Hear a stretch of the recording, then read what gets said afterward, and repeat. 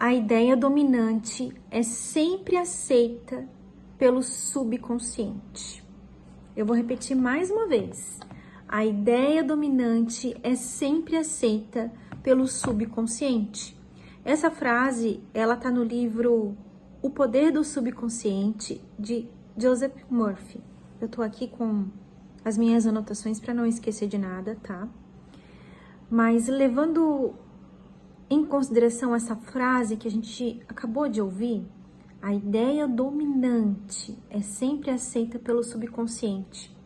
Ou seja, se eu ou você, né, se a gente acorda de manhã e pensa assim, que esse dia seja bom, seja abençoado, eu vou conseguir bater aquela meta e tal, beleza, eu vou conseguir aquele dinheiro que eu preciso. E aí você levanta, toma um café, vai pro trabalho e em seguida começa a pensar, eu não tenho competência suficiente, eu me sinto inseguro, eu não vou conseguir aquele dinheiro, e se eu não conseguir, como que eu vou fazer? Qual que é a ideia dominante? As palavras que você disse pela manhã, conscientemente, ou tudo que você pensou no decorrer do dia, o dia inteiro, no teu subconsciente? A ideia dominante é a que vai ser aceita. Então, por isso que muitas vezes a gente mesmo se sabota para conquistar os nossos objetivos, tá? E hoje eu quero levar essa frase e esse pensamento para a seguinte reflexão, para a comparação que a gente faz de nós mesmos com outras pessoas. A comparação eu vejo como algo muito destrutivo. Muitas pessoas falam que a gente tem que se comparar e tudo mais para avaliar as nossas métricas, questões de meta, principalmente no trabalho tem muita comparação. Ao meu ver, a comparação ela é muito destrutiva no sentido de quando você se compara, você sempre se diminui, se sente inferior, o outro sempre melhor, o fulano sempre consegue mais, o ciclano é sempre mais competente, a ciclana é uma excelente mãe, a fulaninha é uma excelente esposa, e você sempre se diminuindo, né? Mas você sabe que você é uma boa mãe, você sabe que você é um funcionário competente, você sabe que é um bom profissional, e você sabe que nesse momento está tudo bem com você. Só que você se sente preocupado. Se preocupa com amanhã. Será que eu vou perder meu emprego? Será que eu vou conseguir renda suficiente para pagar as minhas contas até o final do mês? Será que... E se eu ficar doente, como que eu vou fazer? Ou se meus filhos ficarem doentes, o que eu vou fazer? Com quem eu vou deixar para poder ir trabalhar, por exemplo? E vive olhando para as outras pessoas, se comparando. Hoje em dia, as redes sociais, elas intensificaram muito essa questão da comparação. O que acontece? A gente entra nas redes sociais, gente, e é óbvio que as pessoas só vão compartilhar momentos bons nas redes sociais. Quando recebeu uma promoção no trabalho, viagens, festas de aniversário, quando ela foi, né, visitar um lugar, tá vendo uma paisagem bonita e ela quer compartilhar aquilo, obviamente que as pessoas vão compartilhar momentos bons nas redes sociais. Pelo menos a maioria das pessoas não fica compartilhando o dia que acordou com TPM, o dia que acordou gripado, não conseguiu ir trabalhar, ou uma crise de ansiedade, um momento depressivo. E aí a gente compara toda a nossa vida, o 100% do meu dia, da minha semana, da minha vida, com os momentos bons, mas também com as dificuldades, com o momento bom do fulaninho. Olha que comparação injusta que a gente faz com a gente mesmo. E até mesmo trazendo para o lado do trabalho. Digamos que você começou num trabalho novo junto com a outra pessoa. Não é justo você se comparar com o fulano, porque antes desse trabalho, cada um teve uma história. Cada um foi criado de um jeito, teve uma cultura, outras experiências profissionais, outros convívios com outras pessoas. Então, a única comparação que talvez seja justa é a comparação nossa com a gente mesmo.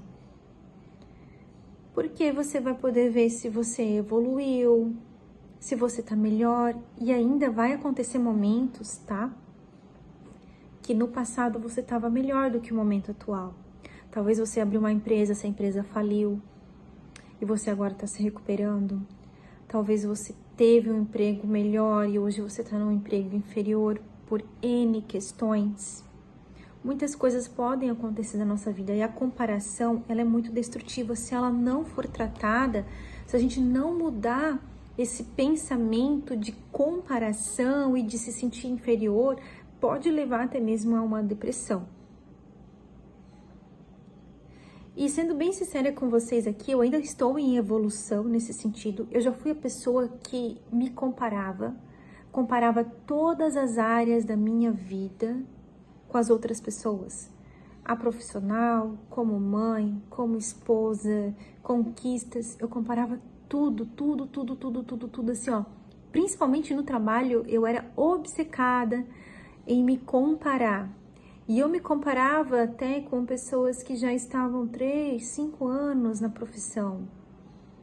Olha que comparação injusta. E mesmo me comparando com pessoas que começaram comigo, como eu falei para vocês, cada um tem uma história, uma trajetória, vieram de lugares diferentes. Então a gente nunca começa no mesmo patamar. Sempre vão ser histórias diferentes. E na verdade, a gente precisa apreciar a nossa jornada. Cada um vai ter uma jornada aqui nessa terra. É um tempo limitado e muitas vezes, pensa só comigo.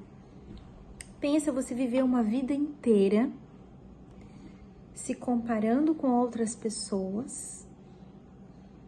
E aí imagina passar uma vida inteira se comparando. Uma vida inteira buscando o sucesso que a sociedade nos impõe. A primeira coisa que a gente precisa fazer é se conhecer, é o autoconhecimento. E eu tô nessa jornada de autoconhecimento vai fazer uns 3 anos já. E ela é muito importante, porque você precisa entender qual é a definição de sucesso para você e não para os outros.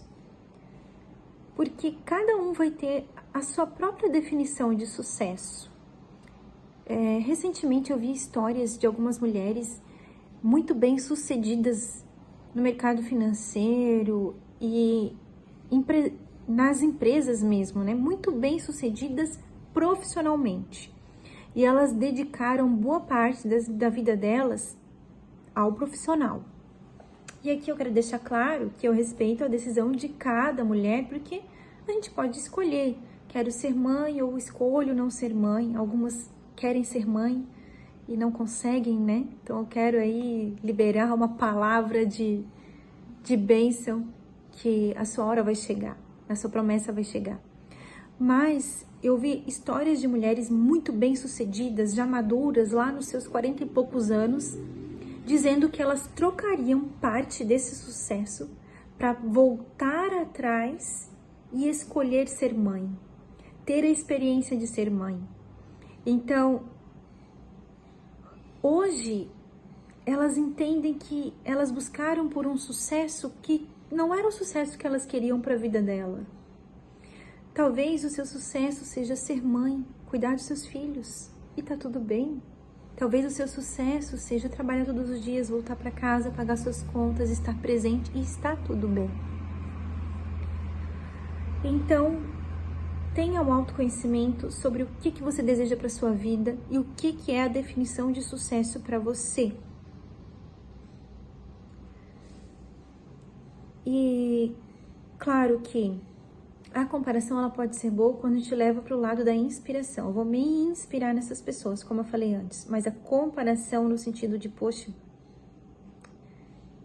se sentir um fracassado, ela é terrível, né? Porque, voltando na frase inicial, a ideia dominante é a que é aceita pelo subconsciente. Então, Se o meu pensamento está dominando de, eu sou um fracassado, uma fracassada, eu não consigo, eu não sou uma boa mãe, não sei o que, aquilo ali que o teu subconsciente está absorvendo, tá?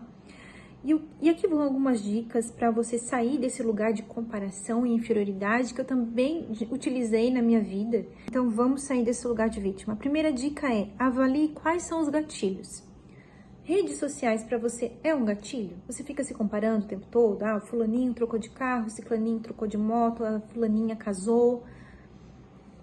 Sai um pouco das redes sociais. Coloca um limitador de tempo, pelo menos por um tempo, para você fazer esse detox.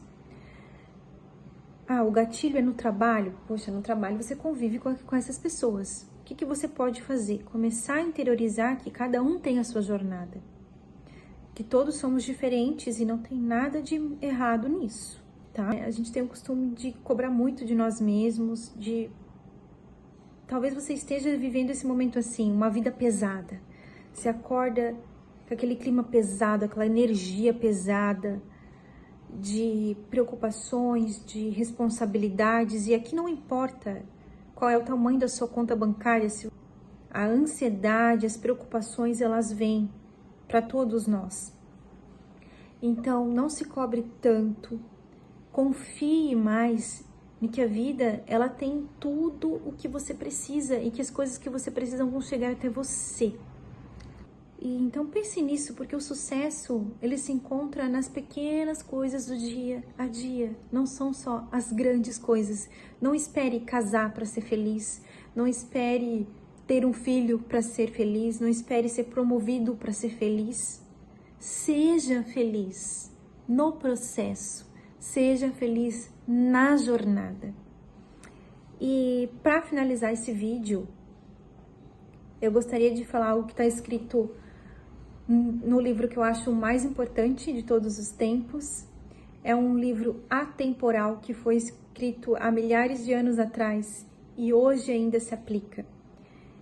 E neste livro, que é a Bíblia, em Provérbios, capítulo 23, versículo 7, fala assim: assim como o homem pensa em seu coração, assim ele é. Olha só. Um dia eu vou falar um pouco mais sobre lei de atração e o que está escrito na Bíblia. Mas, assim como o homem pensa em seu coração, eu poderia trocar como: assim como o homem pensa no seu subconsciente, no dia a dia, repetidamente, assim ele é. É uma afirmação. Não está escrito: assim como pensa o homem em seu coração, assim ele poderá ser. Assim como o homem pensa em seu coração, assim ele é. É uma afirmação. Então fica a reflexão aí para vocês e tenham uma excelente semana. Até mais.